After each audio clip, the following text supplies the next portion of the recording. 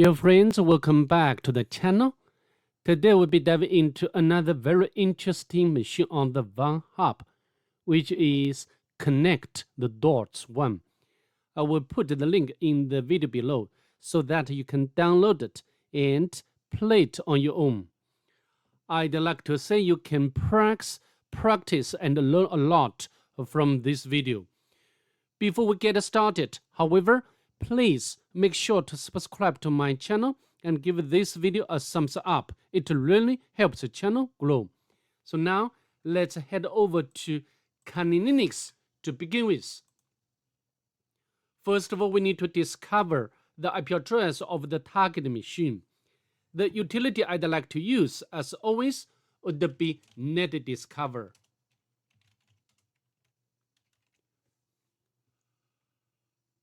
Alright, as you can see over here, the IP address of the target machine could be recognized as 253.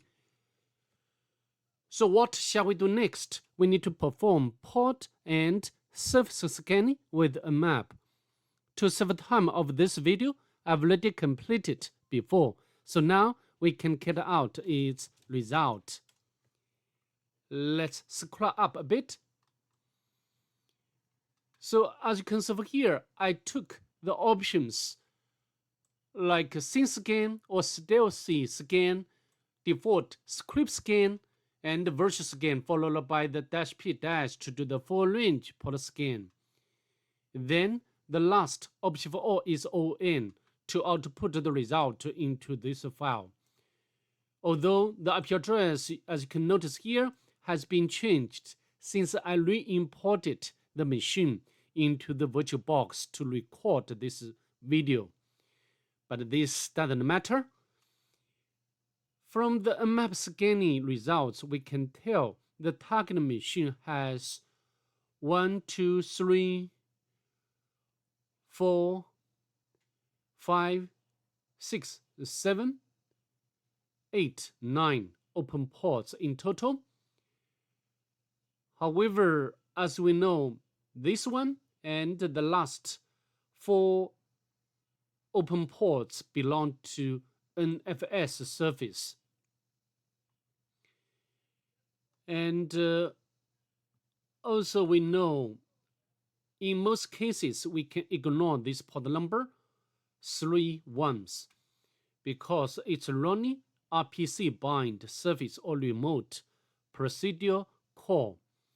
We can't do anything with this surface. And the first open port is 21. The surface is FTP or File Transfer Protocol. Unfortunately, the Nmap cannot determine its exact version information, version number. The second open port 80, the surface is HTTP or Hypertext Transfer Protocol. And also we can get the version information Apache 2. Let's skip this port number. And this port number, as you know, this is the default port for surface of NFS. And the next one, a very unusual port number for SSH surface or secure shell surface. Also, we can get the version information including its corresponding version number. Though this version is not very updated, I don't think we can find any workable exploit for this particular version. So what are we going to do next? I think we need to enumerate NFS, because at this moment we can't do anything with the FTP surface. So how to enumerate the NFS or network file system? We can use the command Showmount and with option of -e followed by the IP address of the target machine. Then we can hit enter. So we got one share. And next I'm going to mount this share to our local directory or mounting point, okay? Or in other words, we will attach this remote share to our local mounting point or local directory. For example, I can create directory, share, and then, but before we go ahead, I'd like to make some notes. So the IP address of the target machine is 253, port 21, FTP, port 80, HTTP, port NFS.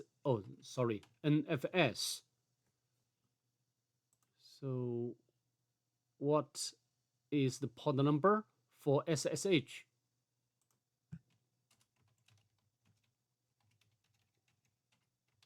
SSH.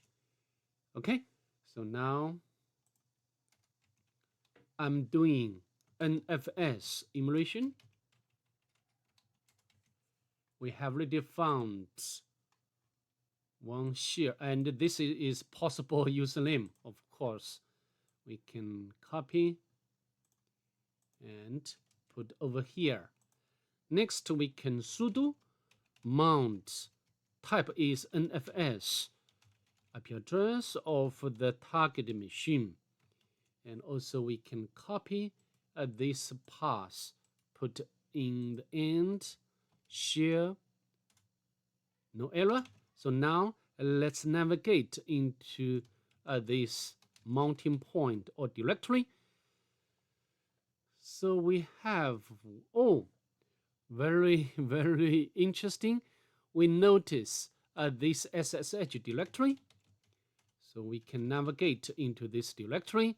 Even we can get the private key. So we can cut out this private key. However, if you think the thing or this machine is so easy, you will be wrong. You are wrong. Actually, for example, you can the problem is, although here this is the public key, we need to change to, or we can copy, because in order for us to use private key to SSH to the target machine, on the target machine's side, we need to use this one. Okay, let's press enter. However, we got error, read any file system. In other words, we can't make any change to this remote share. Okay, so now I think we can go back to the upper directory and the bash history. Nothing here. Let me exit from this share, since we can't do very much at this moment. Okay, so now what are we going to do next? We need to enumerate the web application, both manually and automatically. So now, HTTP. We can, first of all, we can do the manual enumeration by the browser. IP address of the target machine. We can put this into the address bar of the browser. So now it's landing page, or it's loading the page from the target machine.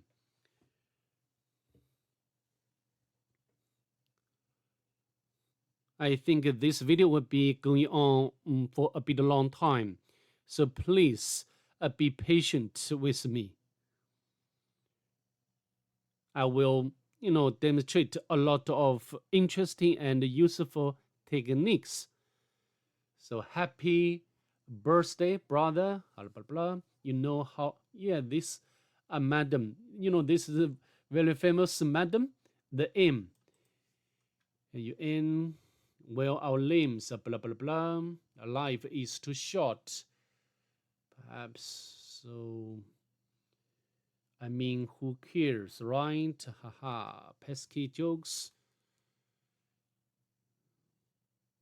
But backups. So maybe this is something left by some guys, right? Backups. By the way, I know you love challenges, so I have something in store for you as well. Sometimes make mistake. Shall we play a game? Interesting. We can, as usual, we need to check its source code.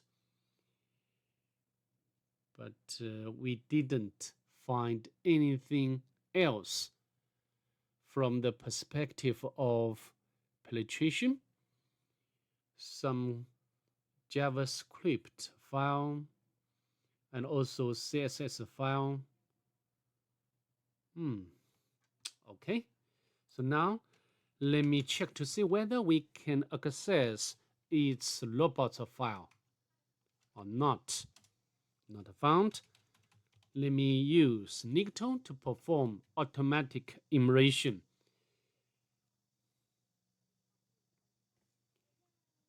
And Nicto can enumerate the web application from many different aspects, such as the banner, request header, also some kinds of directories, although its built-in word list must be small. Hits, this might be interesting.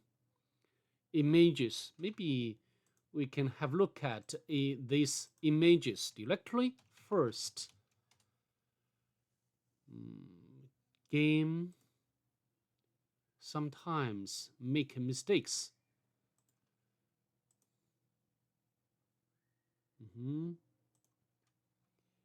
So maybe we need to download these two pictures to our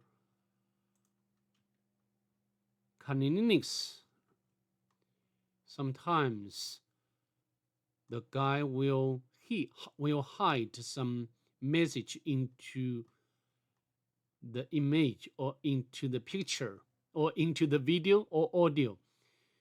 We can call this sort of technique as steganography, right? Connect. So where is my working directory? Connect. Should be somewhere around, yeah, here. Save. And also I'm going to save this picture as well. Let me use exif2 to retrieve metadata of these two pictures. So game, nothing here. So how about another one?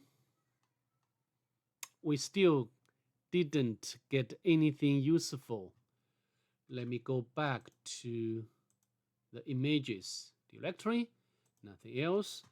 So let's go back to the result of Nicto hits. Maybe we can use Q to retrieve this file hits text.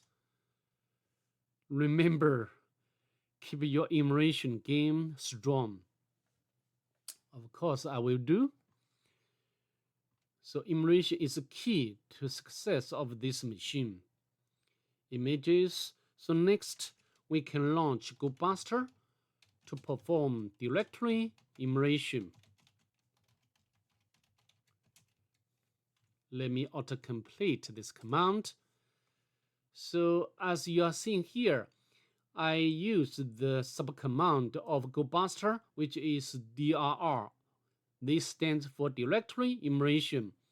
Although GoBuster can support other subcommands like vhost, but I often use GoBuster to perform directory enumeration. I use the -u option to specify the URL. Use the -w option to specify the word list. In most cases, I I would like to use the debuster word list, although sometimes we need to try different word lists. And extension option, again, similarly, sometimes we need to put additional extensions. Here's backups. Let's access backups directory.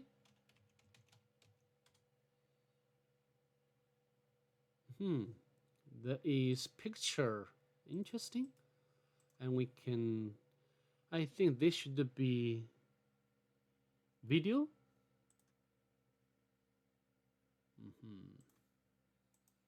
So how about this one? Backups, HTML directory or not a directory?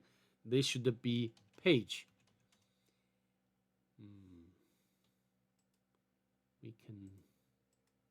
We can save video.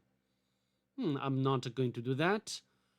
If you want, you can save and use some kinds of tools to analyze this video to see whether there is any hidden message inside this video. But I don't think we can find it here. So autoplay.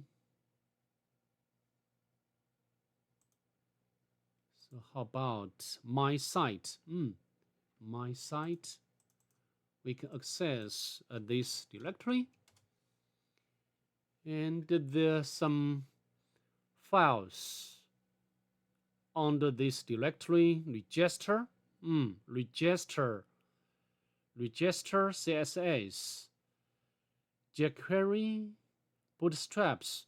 But the two bootstrap,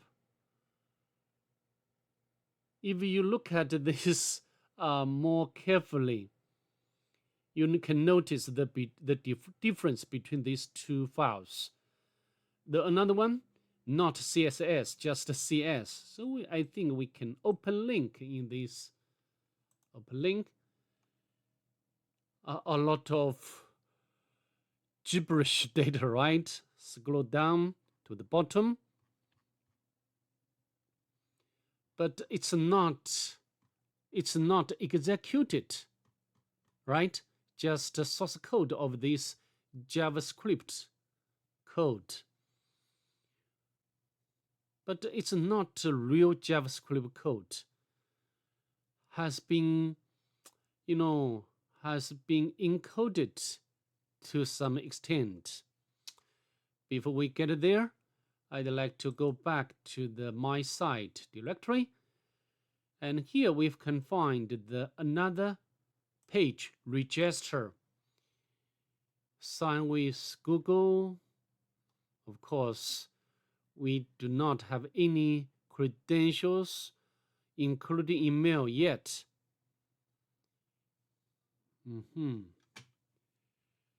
But this one caught our attention most. And I think in order to go ahead, in order to go further, we need to sort this out. Actually, this is some sort of JSFuck encoding. And if you go back to the register and open the new, open the developer tool and go to, so here, inspector console network. If you refresh, for example, you can refresh. If you refresh, you can refresh. And you can find, this one, CS. And this time, the code loading, the first line is executed and printed on the console. So, next we need to decode this kind of a message. However, we cannot copy the entire data. We need to remove, for example, this one, and also we need to remove like this one and also this one. We should make some pre-processing and to generate the purely JSFuck code. Okay, and there will be two ways. I'm going to show you these two ways. The first way, because just now when we access register page, and this code is automatically loaded. If you check its source code, you can know that yes.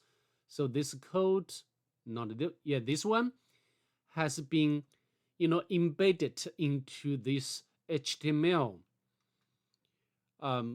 file. Okay. So I think how to do. Next, we need to, because you do like this way, this will not work. Let me show you what I mean. To be honest, I've spent a lot of time. For example, if you want to print any variable, what you can see here, like log, for example, A, you can see this message, A is not defined. However, if you go back to register, if you, for example, like console log A, you can see the loading is printed in the console. So similarly, if you want to retrieve all variable and and concatenate it, we need to do it in the register page, and we just care about variables from starting from B1 to to B10, right? B line and also B10. So this would be down this way. No, not register. Yeah, here. So we can console log and B1, B2, B3, B4, B5, B6,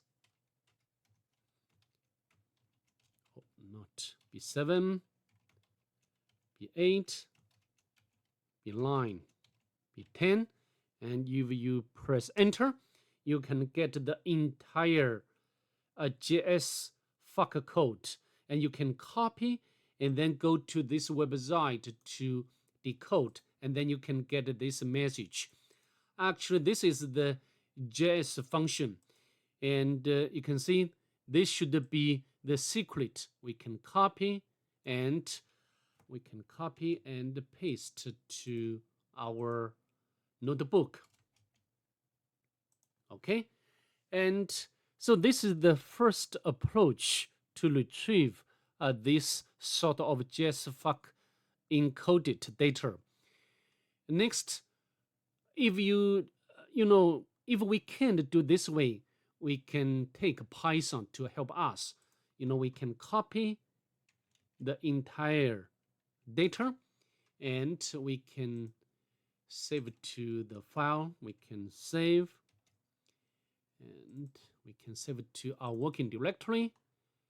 Connect.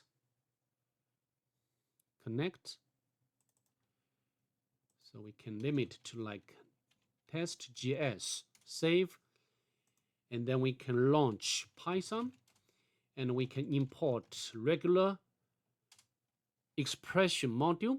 This is a built-in Python module. We can open this file with read-only mode, and the data is read. If you want to print the data, you can get the entire data. And I want to do some processing. For example, I'd like to define the pattern because I'm going to use regular expression to filter out what we want, the pattern, and single quotes should be, because I want to retrieve or extract all data between double quotes, right? For example, let's double quotes. I do not want to have anything else. So we can do double quotes and parentheses. Not greedy mode. Okay, and that's all. And then we can result regular find all method pattern data, and if you cut out this one, this is the list, and then of course the first element in this list is loading. I do not want. I want to have from 1, starting from 1 to the end. Okay, so next, but this is a list. We need to convert it back to string. Maybe this is not the best way, but what I'm doing now is to show you this is, you know, a workable way after all. Okay, join and the result from 1 to the end. Okay, and then you can copy all data and then can go to the same website to decode. Okay, so now we can copy. However, although we have already got some sort of credential, for example, credential for SSH collection. So what's its username? Actually, this is another difficulty for this machine. We need to, just now I've already made the directory enumeration, and you know, the information what we want lies in another page, you know, HTML. Press enter. So this time we can find, beside this one, we also find this page. So now we can access this page. Index HTML. Oh, not L.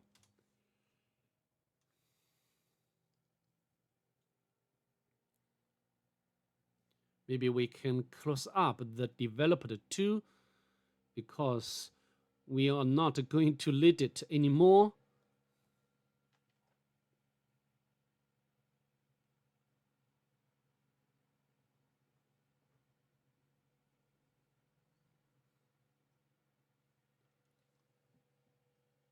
It takes so long time. Okay, it's done. It looks like they're same. This page is the same as the page what we have already seen earlier. However, if you check its source code, we have some more comments. So here we find this possible username. We can copy and paste over here. So now we can SSH to the target machine.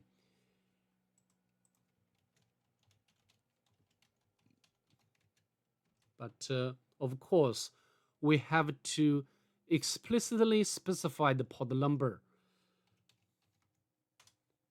Yes, and then we can supply its password, very long and complicated password.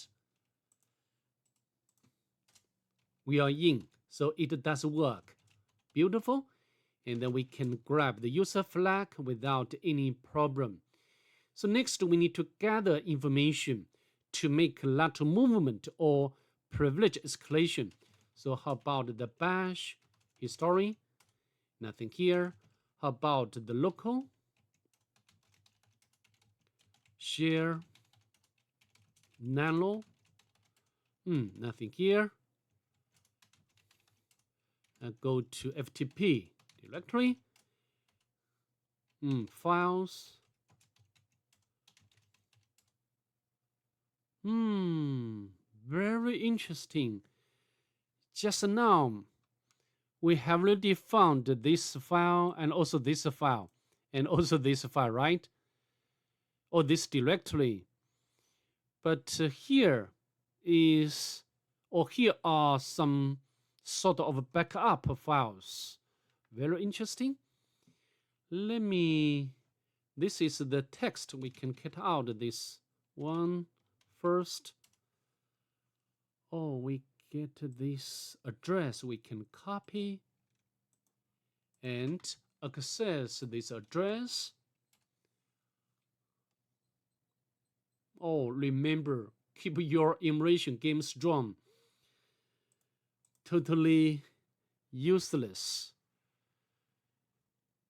So I think we can transfer all other files to our Linux to see whether we can find something from these backup files, because they're very suspicious. And how to transfer? There will be different ways, but I think Python 3 is the easiest way. We can set up a web server on the target machine, and then I'm going to use wget to download all of that. We can wget HTTP, and we can copy the name, the file name,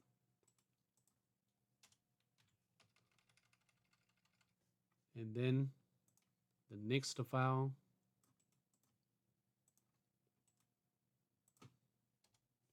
and the next.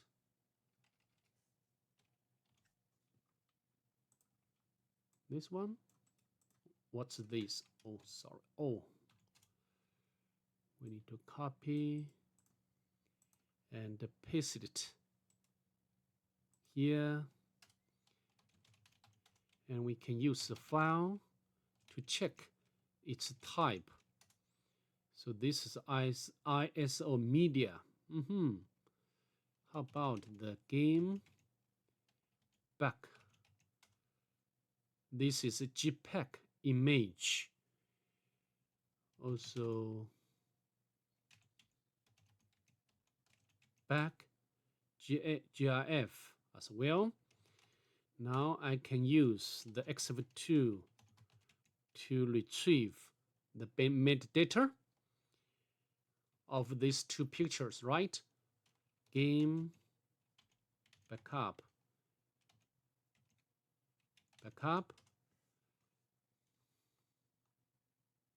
In one of the pictures, we find the Morse encoded data. We can copy, and then you can go to the CyberChef to decode it. Of course, I have already copied to this input box, and then we can get this output. So from this output, we can see possibly on the target machine, this file exists. Okay, we can copy and we can use the find command to find, right? The type is a file rather than directory.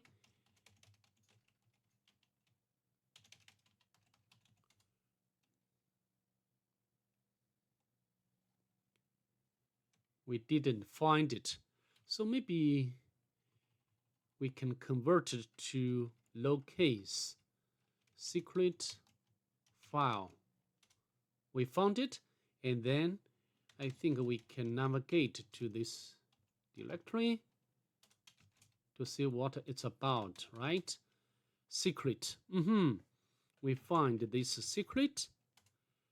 So this is the textual file. I see you're here for the password. Holy moly, battery is dying. So battery is dying. You know, when our computer, like a notebook, is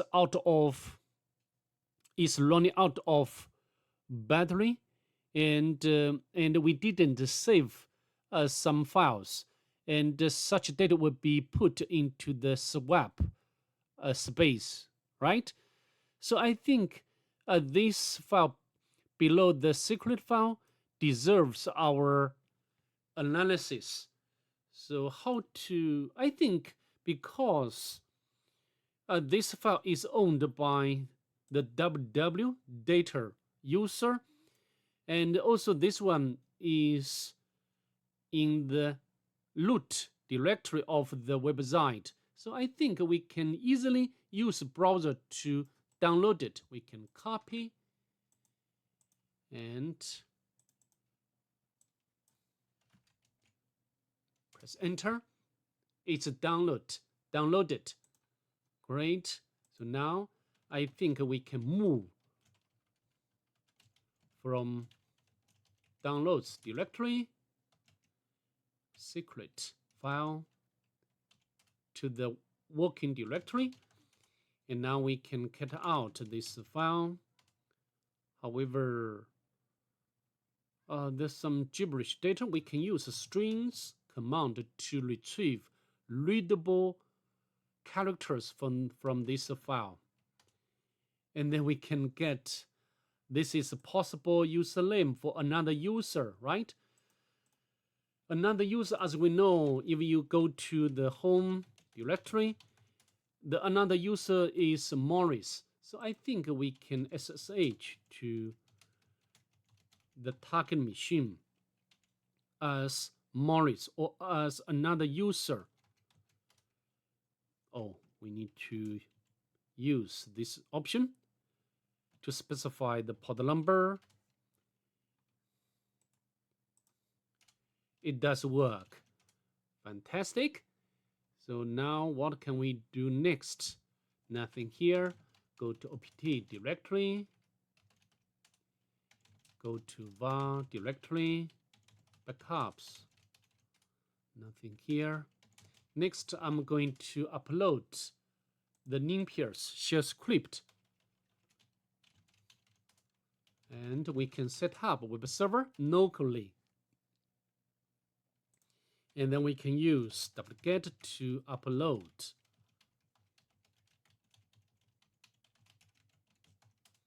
And we need to make it executable, and we can run it. In most cases, when we try to elevate privilege or privilege escalation, we should make use of this wonderful script to perform automatic enumeration.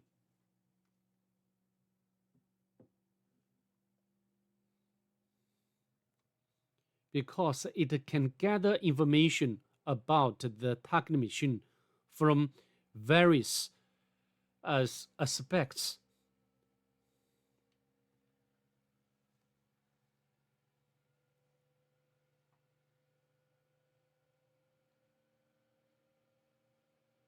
Okay, it's done. Let's scroll up.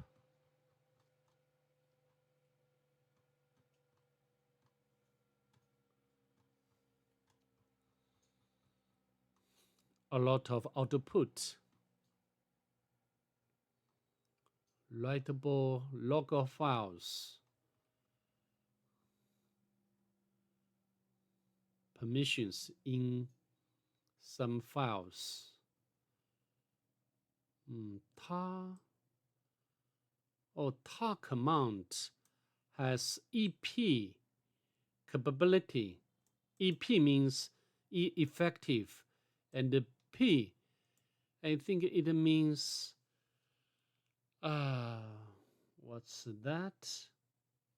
I cannot remember very well.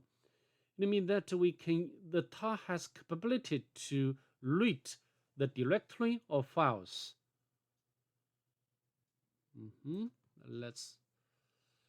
We can look for, if we can check whether we can find something else. After all, I think we should look for low-hang fruit, or the easiest vector for us, right?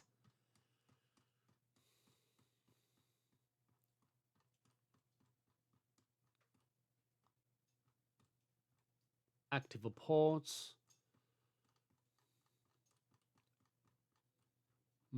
Clone job processes some local exploits, but I'm not going to take local exploits to exploit or make village escalation. So I think next, we can, utilize the capability of tar command. So which tar? But tar is not available. Maybe this is not in default location. So we can get its absolute path of a command tar, right? Yes, this one we can copy and we can use option. And I want to, for example, like JSON and text. This is a root flag. We can hit enter. Permission denied. Interesting. So how about we use another user? We can use this old user. It doesn't matter. Tar. We can copy this command.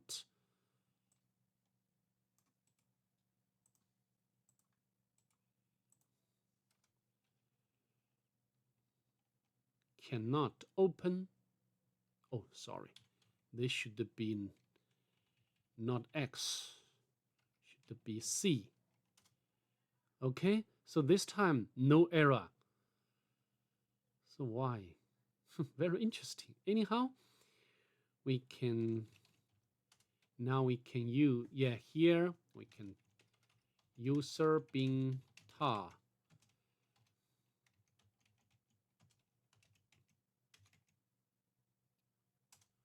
Now we can grab the root flag. Okay, I think that's pretty much it. I'd like to see you next. Bye. Have a nice day, please.